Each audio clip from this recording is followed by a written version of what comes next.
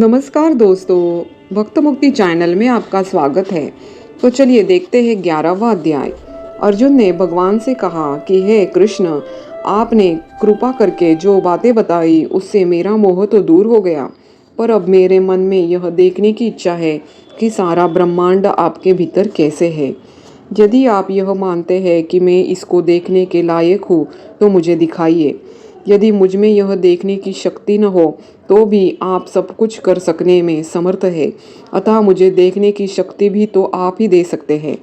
11वें अध्याय में आश्चर्य तथा आतुरता है।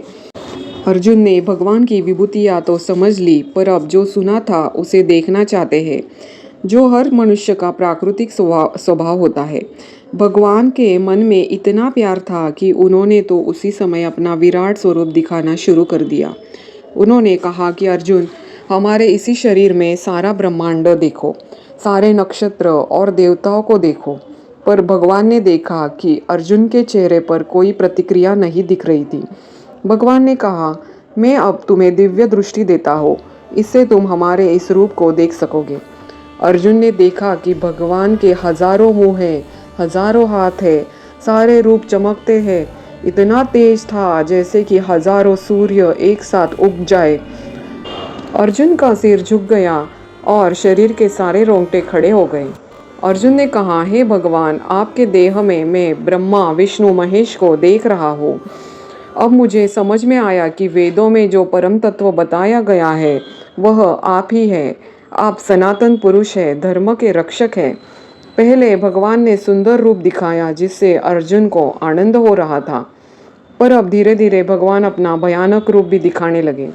अर्जुन ने देखा कि भगवान ने सारे आकाश को ढक लिया। अर्जुन ने देखा कि देवता भी उस भयानक रूप के मोह में घुसते जा रहे हैं। ऋषि लोग सब प्रार्थना कर रहे हैं। उनके बहुत हाथ हैं, मुंह खुला हुआ है, उसमें बड़े बड़े दांत हैं। अर्जुन ने कहा कि इस रूप से सब लोग डर रहे हैं और मुझे भी अब डर लग रहा है। अर्जुन ने देखा कि भगवान की आंखों से अंगारे निकल रहे हैं, मुंह में आग जैसी लपटें निकल रही है। भगवान ने कहा कि अर्जुन, तुम्हारे मन में तो यह शंका थी कि इस युद्ध में कौन जीतेगा, तो यह अभी देखो। अर्जुन ने देखा कि कौरव और उनके साथी सभी राजा और उनकी सेनाएं भी भगवान के मुख में चले जा रहे हैं। भगवान के खुले हुए मुंह में दौड़ दौड़ कर घुसते जा रहे हैं। कोई दांतों में पीस कर चुरचुर हो जा रहा है, वैसे ही जैसे नदी का पानी समुद्र में बहकर समा जाता है, जैसे जलती हुई आग में कीड़े उड़ उड़ कर चलते जाते हैं। अर्जुन का डर और भी बढ़ता जा रहा था, पर भगवान तो यह बताना चाहते थे कि मनुष्य को जीवन की सुंदरता और भयंकरता दोनों को ही देखने की हिम्मत रखनी चाहिए। अर्जुन को लगा कि यदि मैं भगवान से अब प्रश्न पूछ लूँ तो यह बोलेंगे और तब मेरा डर समाप्त हो जाएगा। तो उसने पूछा, हे भगवान, आप हैं कौन? आपको नमस्कार करके मैं जानना चाहता हूँ कि यह आपका कौन सा रूप है। भगवान ने कहा कि यह मेरा काल रूप है। मैं इन सब को समाप्त करने का निश्चय कर चुका हूँ। देखो, यह तो अपने आप ही मेरे कारण मरने वाले हैं। तुम तो अब युद्ध करो और जीत कर राज्य का भोग करो, तुम्हें यश मिलेगा। मारूंगा तो मैं, लेकिन सब लोग जानेंगे कि तुमने मारा है। तुम्हें कोई पाप नहीं लगेगा। कौरवों की दुष्टता के कारण मैं इन्हें मृत्युदंड दे रहा हूँ। तुम मेरे आदेश का पालन करो।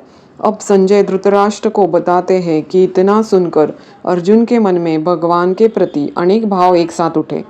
श्रद्धा थी, प्रेम था, समर्पण था। वह बार बार नमस्कार करके प्रार्थना करने लगा। और तब अर्जुन ने कहा कि मैं आपके इस विराट स्वरूप को नहीं जानता था। आपको केवल अपना एक संबंधी, रिश्तेदार, मित्र मानकर आपके साथ गलत व्यवहार भी करता रहा। उसके लिए आप मुझे माफ़ कर दें और अब अपना असाधारण रूप मुझे पुनः दिखाइए। अर्जुन से भगवान ने कहा कि यह रूप तो मैं केवल तुम्हें कृपा करके दिखा रहा हूँ। इसे देवता भी देखने के लिए तरसते रहते हैं। इस रूप को कोई यज्ञ, दान, तप करके नहीं देख सकता। इसे तो केवल भक्त देख सकता है। और तब भगवान ने अपना 4 हाथों वाला रूप दिखाया। अर्जुन ने कहा, भगवान, अब यह रूप देखकर मुझे शांति मिली। भगवान अब अर्जुन को बताते हैं कि भगवान को पाने का सबसे सरल उपाय क्या हो सकता है। कहते हैं कि जिस व्यक्ति के मन में किसी भी प्राणी के लिए दुश्मनी का भाव न हो, अर्थात सबके कल्याण की इच्छा हो, वह भगवान को सरलता से पा लेता है। जो व्यक्ति सभी काम हमारी पूजा करने के भाव से करता है, भगवान को पाने की एकमात्र इच्छा लेकर जीता है। और जो व्यक्ति भोग की इच्छा छोड़कर जीता है, उसी को भक्ति मिल जाती है और वह मुझे पा लेता है। विश्वरूप दर्शन नाम का 11वां अध्याय यहाँ पे समाप्त होता है दोस्तों। मिलते हैं जल्दी ही 12वें अध्याय में। कमेंट में जय श्री कृष्ण ज़रूर लिखिए फ्रेंड्स। जय श्री कृष्ण।